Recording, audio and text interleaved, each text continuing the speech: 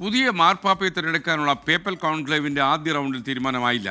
3 മണിക്കൂറിലേറെ നീണ്ട വോട്ടെടുപ്പിൽ ആർക്കും 2/3 ഭൂരിപക്ഷം നേടാൻ കഴിഞ്ഞില്ല. സിസ്റ്റൈൻ ചാപ്പലിലെ ചിമ്മനിയിൽ നിന്ന് ആദ്യം ഉയർന്നത് കറുത്ത പുക. കോൺക്ലേവ് ഇന്നും തുടരും. വിശദാംശങ്ങൾ നൽകാൻ പി ജെയിംസ് നമുക്കൊപ്പം ചേരുകയാണ്. വത്തിക്കാനിലെ സന്ദർശനം കഴിഞ്ഞാണ് പി ജെയിംസ് ഈ അടുത്തിടെ നമ്മുടെ സ്റ്റുഡിയോയിലേക്ക് മടങ്ങി വന്നത്. James, good morning. Good morning. പറയൂ, കറുത്ത പുകയാണ് കണ്ടത്. ഇന്നലെ പ്രതീക്ഷിച്ച സമയത്തൊന്നും പുക ഉയർന്നില്ല.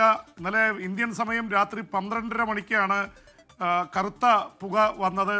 അത് കാണിക്കുന്നത് കത്തോലിക്ക സഭയിലെ 133 കർദിനാളന്മാരിൽ ഒരു 2 പേർക്ക് ഒരാളെ കണ്ടെത്താൻ കഴിഞ്ഞിട്ടില്ല. അനൗപചാരിക ചർച്ചകൾ ഒരാഴ്ചയിലേറെ നീണ്ടു നിന്നു. എന്തായാലും അവിടെ യാഥാസ്ഥികവാദികളും പുരോഗമനവാദികളും തമ്മിൽ ഭിന്നതയുണ്ടെന്നുള്ള കാര്യത്തിൽ യാതൊരു സംശയവുമില്ല. കാരണം വളരെ പ്രശസ്തരായിട്ടുള്ള ചില കാൻഡിഡേറ്റ്സ് ഉണ്ടായിരുന്നു. അവരുടെ കാര്യത്തിൽ ഒരു തീരുമാനമെടുക്കാൻ കഴിഞ്ഞില്ല. പൊതുവെയുള്ള മീഡിയയുടെ സൂചനകളൊക്കെ വെച്ചുകൊണ്ട് വരുന്നത് ഏറ്റവും കൂടുതൽ പോപ്പുലറായിട്ട് നിൽക്കുന്നത് ഏഷ്യയിലെ ആദ്യത്തെ പോപ്പ് ആവുമോ എന്ന ചോദ്യം ഉന്നയിക്കുന്ന ഫിലിപ്പീൻസിൽ നിന്നുള്ള ലൂയിസ് ആന്റോണിയോ ടാഗ്ലെയാണ്. ടാഗ്ലെ 67 വയസ്സുകാരനാണ്, പുരോഗമനവാദിയാണ്, ഫ്രാൻസിസ് മാർപ്പാപ്പയുടെ അതേ പാതയിൽ നീങ്ങുന്ന ആളാണ്. അദ്ദേഹം ജയിലുകൾ സന്ദർശിക്കുന്നു. അതുപോലെ തന്നെ ഈ കുടിയേറ്റക്കാരും അഭയാർത്ഥികളുമായിട്ടുള്ള ആൾക്കാരുടെ കൂടെ ചേരുന്നു. അവരുടെ സങ്കടം കണ്ട് അവരോടൊപ്പം തന്നെ തേങ്ങുന്നു.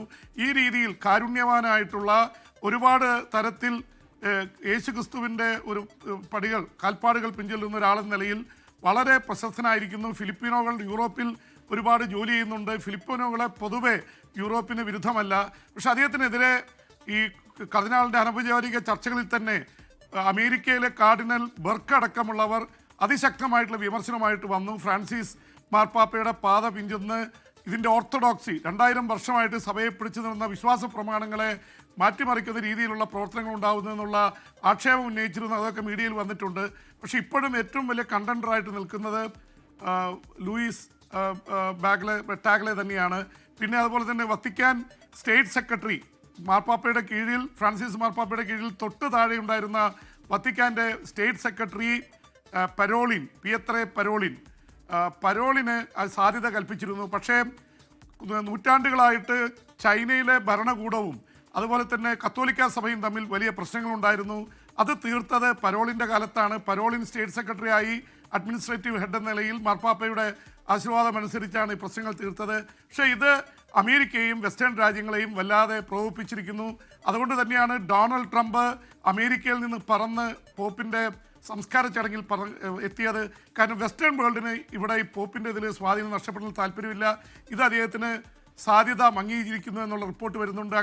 അപ്പോൾ ആദ്യത്തെ കറുത്ത പോപ്പ് ആഫ്രിക്കയിൽ നിന്നുണ്ടാകുമ്പോൾ 2-3 പേരുടെ പേരുകളുണ്ട്. പീറ്റർ ടക്സൺ അടക്കം ആ പേരുകളും മുന്നിൽ പോകുന്നുണ്ട്. എന്തായാലും ഇപ്പോൾ വോട്ടെടുപ്പ് നടക്കാൻ പോകുന്നത് ഉച്ച കഴിഞ്ഞ് 2 മണിക്കാണ്. അത് കഴിഞ്ഞ് ഒരു 1.5 മണിക്കൂറിനുള്ളിൽ വീണ്ടും ഉണ്ടാവും 2 റൗണ്ട് വോട്ടെടുപ്പ്. ഇന്ത്യൻ സമയം അവിടുത്തെ മോർണിംഗ് ആണ്.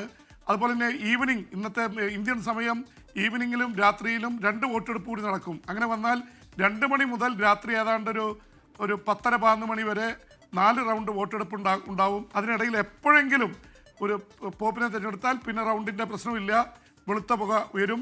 ഒറ്റ കാര്യം കൂടി കറുത്ത പുക ഉയരുന്നത് പൊട്ടാസ്യം ക്ലോറേറ്റും സൾഫറും ആന്ത്രാസീനും അടങ്ങുന്ന കെമിക്കൽ ഇവർ വോട്ട് ചെയ്യുന്ന ബാലറ്റിൻ്റെ കൂടെ ഇത് ചെയ്തിട്ട് കത്തിക്കുമ്പോഴാണ് കറുത്ത പുക വരുന്നത്. വെളുത്ത പുക വരുമ്പോൾ ഇതേ പൊട്ടാസ്യം ക്ലോറേറ്റ് തന്നെ ഉപയോഗിക്കുന്നു. അതിൻ്റെ കൂടെ ലാക്ടോസും റോസ്പിന്നും കൂടി ചേർക്കുന്നത് വെളുത്ത നിറം വരാനായി. അങ്ങനെയാണ് കെമിക്കൽസ് ഉപയോഗിച്ചാണ് ഈ കളറുകൾ മാറി ചിമ്മിണിയിൽ വരുന്നത്.